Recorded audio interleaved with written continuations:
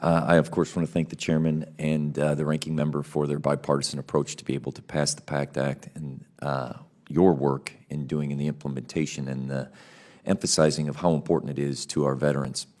What I want to talk about today, Dr. Ella Hall, you had mentioned, are the veterans at the center of what we do is the first question. I want to address talk time, and I'd like an administrative definition of what talk time means. And that question would be for Mr. Jacobs and Mr. Bursler.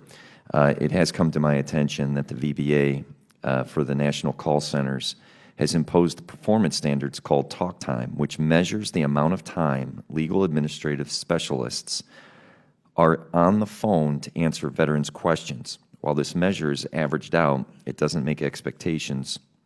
It doesn't make exceptions for calls that may require special attention, including first notice of death calls, if an older veteran has difficulty communicating, or if a veteran has complex or several questions. If an LAS fails this metrics, which can be as little as 8 minutes and 30 seconds, the LAS can be disciplined, which can potentially lead to their termination.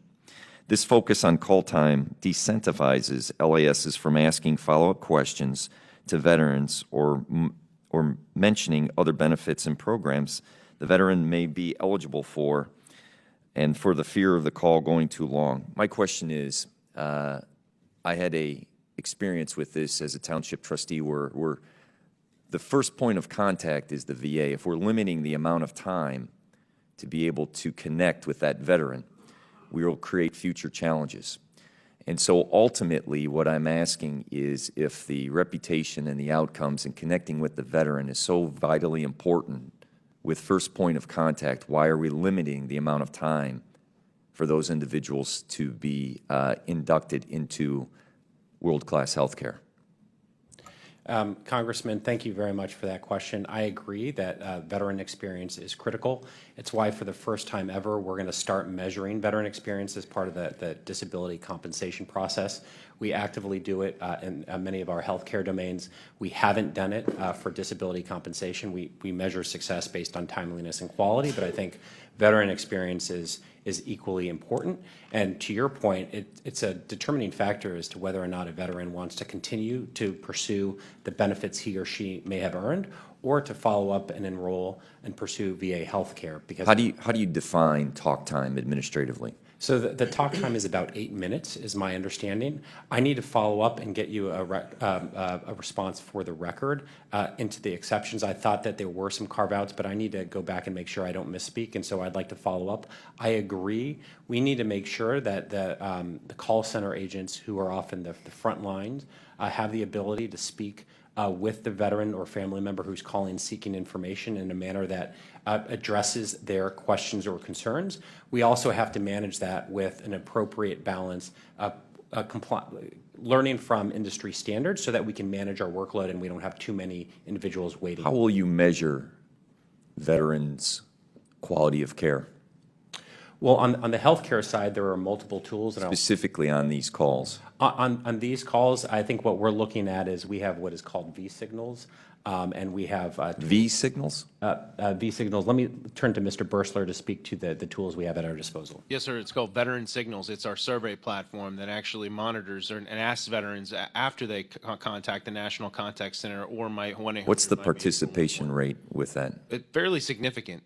You know, I can get you the specific data points, but it depends on whether that's the National Contact Center or 1-800-MY-VA 411, which is the single front door. And for these types of cases that do take longer to speak with a veteran that has special needs or special accommodations, I would recommend 1-800-MY-VA 411. They push 9. They'll get to the hotline. Right. Those individuals, those contact center representatives, are specially trained to handle these types of veterans cases, and they can spend as long as they need to, and then connect them with the administration or the staff office that can execute. And their average speed to answer is the lowest across the enterprise. So the point of the question is to emphasize that we do not want to punish individuals who are taking time to care to ask the proper questions, so that veterans who were the first point of contact, who served our nation, aren't being rushed through the process. We have to be aware of the fact that that is a deterrent and not something that attracts people.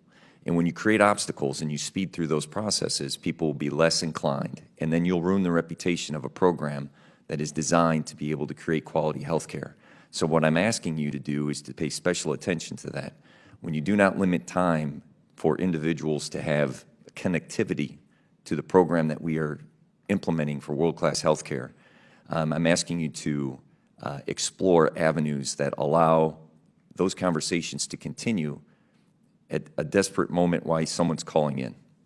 Congressman, if it's okay, I'd like to follow up and talk about this with you and your staff in more detail, and how we balance the talk time, the time to first response, the dropped call rate, and manage the overall experience, because I think this is a really important issue. I know it's one we're actively hiring for our call center agents. They're incredibly important staff members on our team.